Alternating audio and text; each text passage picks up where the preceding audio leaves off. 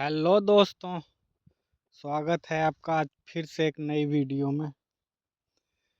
तो दोस्तों मैंने 5 दिन पहले इस गेहूं के खेत में खरपतवार नाशक का इस्तेमाल किया था, जिसका वीडियो भी मैंने आपको दिखाया था। दवा भी मैंने बताई थी कि कौन सी दवा है, सल्फोसल्फ्यूरान और मेटसल्फ्यूरान दवा थी दोस्तों। तो देखिए दोस्तों, आज उसका रिजल्ट 5 दिनों के बाद, मैंने उस वीडियो में बोला था कि मैं इसका रिजल्ट भी दिखाऊंगा, तो आज वो दिन आ चुका है। तो देखिए दोस्तों, आज जाके ये सरसों पीली हो रही है दोस्तों, देख लीजिए।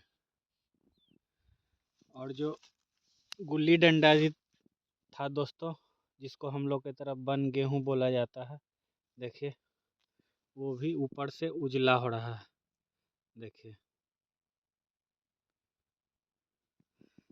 तो मैं पहले 2,4-D का इस्तेमाल पिछले बार इसी खेत में किया था दोस्तों। तो 2,4-D जो होता है वो थोड़ा फास्ट काम करता है दोस्तों। अगर आप जैसे आज अगर उसका छिड़काव करते हैं तो 24 घंटे के अंदर ये जो आपकी सरसों है, ये सरसों तो कम से कम 24 घंटे में ख़त्म हो जाती है। तुरंत इसके पत्ते ऊपर से मुड़ने लगते हैं, लटकने लगते हैं। लेकिन ये दवा दोस्तों थोड़ी स्लोली काम करती है। इसका रिजल्ट 5 से 10 दिनों के बाद आपको पता चलेगा। कल तक तो इसमें लग रहा था कि कोई फ़र्क नहीं पड़ा है, लेकिन अब धीरे धीरे देखिए बन गेहूँ जो है वो पीला हो रहा है, देखिए। मतलब पीला ऊपर से जल रहा है दोस्तों, ये उजला हो रहा है और उजला होके ये धीरे धीरे ख़त्म हो जाएगा। और बन गेहूँ की पहचान यही है दोस्तों, इसका ये नीचे वाला पोर्शन रहता है ये रेड कलर का रहता है। तो बहुत जगह इसको गुल्ली डंडा बोलते हैं, कहीं गेहूं का मामा बोलते हैं, कहीं हम लोग की तरफ बन गेहूं बोला जाता है, कहीं मंडूसी बोलते हैं। तो हर जगह जगह के हिसाब से खरपतवार का नाम अलग अलग रहता है दोस्तों, लेकिन खरपतवार सेम ही रहती है, वो अलग अलग नहीं रहती। तो दोस्तों कहीं कहीं इसका बुरा भी इफेक्ट मुझे कहीं कहीं दिख रहा है। जैसे देखिए यहाँ गेहूं आपको हरी दिख रही होगी, और जहाँ शायद दोबारा दोस्तों अगर मतलब उसका छिड़काव हुआ है, जैसे हो जाता है कहीं कहीं, जैसे आप बैटरी वाली मशीन से स्प्रे करते हैं तो कहीं कहीं हाथ चला जाता है तो दोबारा स्प्रे हो जाता है। तो कहीं कहीं गेहूं देखिए, यहाँ पर गेहूं पीलापन लिए हुए है दोस्तों। वीडियो में आपको दिख रहा होगा या नहीं, लेकिन ये पीलापन लिए हुए है।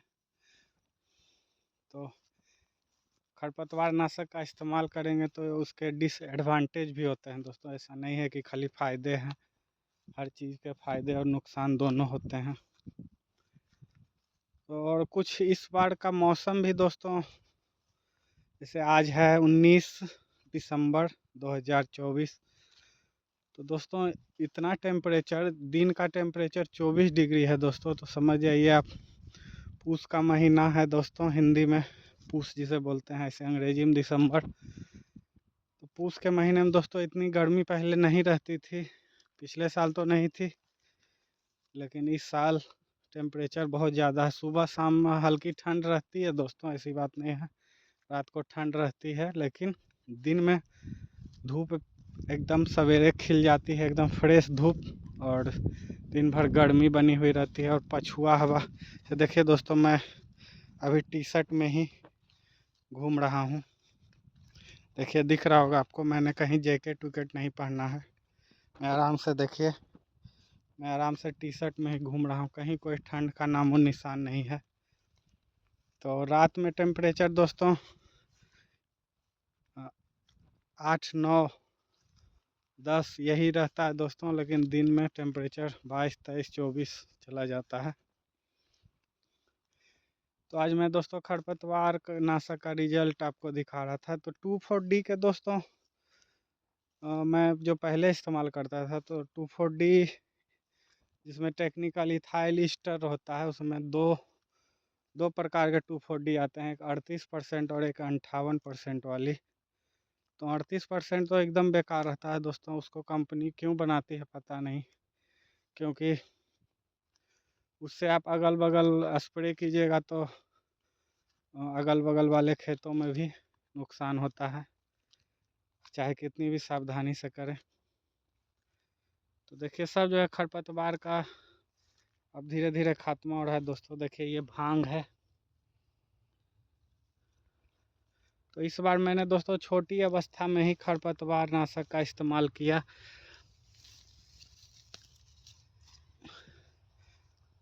तो क्योंकि भांग बड़ी हो जाती है दोस्तों, अगर आप भांग अगर घुटने के आसपास की हो जाती है, उसके बाद खरपतवार नाशक का इस्तेमाल करते हैं, तो आपको दवा की डोज ज़्यादा रखनी पड़ेगी दोस्तों, क्योंकि भांग बहुत ज़िद्दी पौधा होता है। ये एक बार मतलब पहले लगेगा कि नहीं थोड़ा डाउन हुआ है, लेकिन फिर से अगर आप इसको खाद पानी गेहूं में दीजिएगा तो फिर से वो जीवित होने की कोशिश करता है। इसलिए मैंने इस बार थोड़ी कम दिनों में ही खरपतवार नाशक का इस्तेमाल किया, तो उसका रिजल्ट तो अभी ठीक दिख रहा है दोस्तों।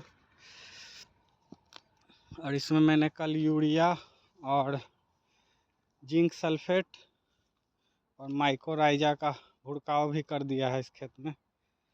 तो देखिए अभी तो उतना अच्छा नहीं दिख रहा है दोस्तों खेत, लेकिन 7-8 दिनों में, और कुछ गर्मी का भी असर है दोस्तों, थोड़ी ग्रोथ कम दिख रही है गेहूं में, टेम्परेचर ज़्यादा रहने कारण। और इस बार तो लग रहा है दोस्तों कि गेहूं में हम लोग की तरफ जैसे गेहूं की बुआई अगर नमी पर हो जाती है तो उसके बाद 2 पानी लगता है दोस्तों, और अगर पलेवा करके बोते हैं तो वो पानी मिला के 3 पानी हम लोग की तरफ लगता है। तो इस बार तो लग रहा है दोस्तों 4 पानी लग जाएगा, क्योंकि 2 पानी तो हो चुका है दोस्तों। इस खेत को मैंने सूखे में बुआई करके पानी दिया था, फिर दूसरी पानी मैंने 8 दिन पहले दिया, और ये तीसरा पानी मुझे लग रहा है दोस्तों ये 1 जनवरी के आसपास इसको फिर से देना पड़ेगा, और फिर उसके 15 दिन बाद चौथा पानी फिर देना पड़ेगा। तो इस बार खर्च ज़्यादा हो रहा है दोस्तों।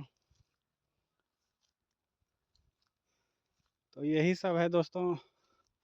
इस दवा में एक और फ़ायदा है दोस्तों थोड़ा, कि जैसे देखिए मेरे बगल में ही सरसों का खेत है, पड़ोसी का है।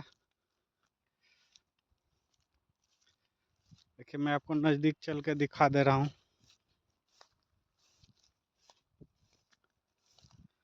देखिए ये पड़ोसी का खेत है और ये मेरा खेत है दोस्तों। तो इस दवा का इस्तेमाल करने से ये हुआ कि अगल बगल के खेत में कोई प्रभाव नहीं पड़ता है दोस्तों, लेकिन थोड़ा सावधानी तो आपको बरतनी ही पड़ेगी। ऐसा नहीं है कि आप उस पर स्प्रे कर दीजिएगा तो बच जाएगी। तो मैंने किनारे तक ले जाके देखिए मैंने यहाँ तक स्प्रे किया दोस्तों। देखिए ये सब भी पीले हो रहे हैं, और इस पौधे में थोड़ा है झटका दोस्तों, लेकिन मतलब अगर आप 2,4-D इस्तेमाल करते हैं दोस्तों तो इतना नज़दीक ले जाके अगर आप स्प्रे कीजिएगा तो बहुत ज़्यादा असर होता है, लेकिन इसमें असर उतना नहीं है बगल वाले खेत में, क्योंकि बगल में सरसों ही लगी हुई है और ये बहुत नाजुक फसल होती है। अगर आप थोड़ी सी भी लापरवाही इसमें बरतिएगा स्प्रे करने में तो ये ख़त्म हो जाती है।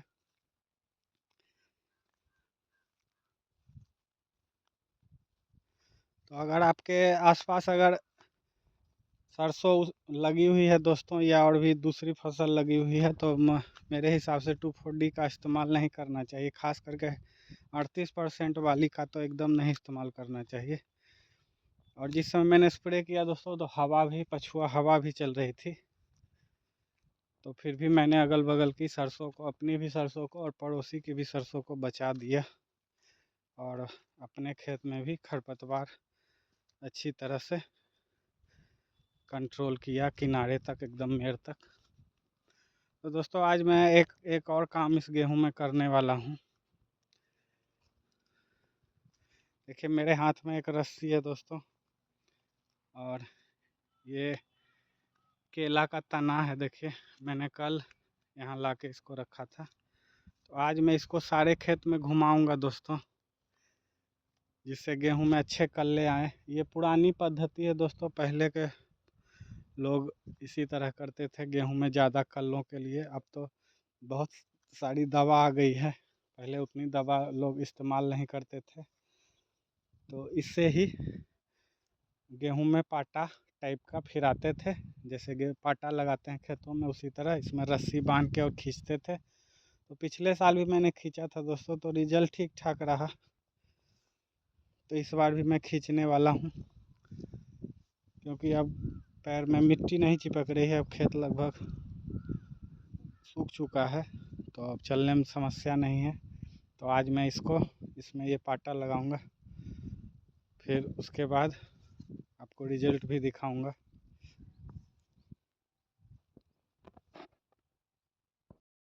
तो देखिए दोस्तों, मैंने अभी इसे मैं पाटा दे रहा हूँ।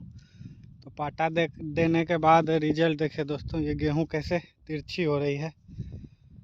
तो इससे दोस्तों क्या होता है कि जैसे हम लोग खुली सिंचाई करते हैं तो मिट्टी जाम कर जाती है, इसकी जड़ें दोस्तों, क्योंकि पैक हो जाती है।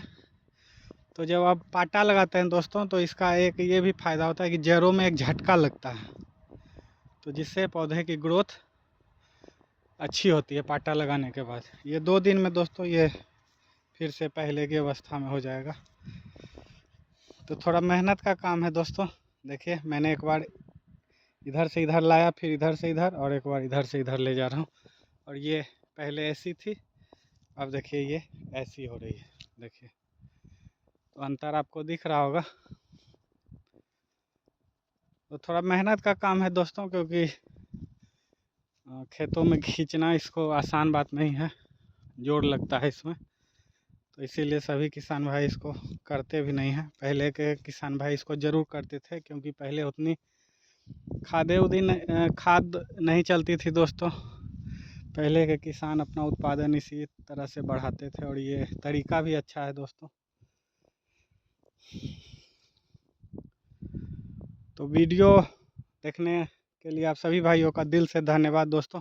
चैनल को लाइक सब्सक्राइब ज़रूर किया कीजिए दोस्तों, कम से कम चैनल को लाइक कर दीजिए अगर आपको वीडियो पसंद आती है तो दोस्तों, क्योंकि इससे हम लोग का हौसला बढ़ता है दोस्तों कि इतने लोगों को ये वीडियो अच्छी लगी, और कोई बात नहीं है। तो वीडियो देखने के लिए दोस्तों आप सभी भाइयों का दिल से धन्यवाद।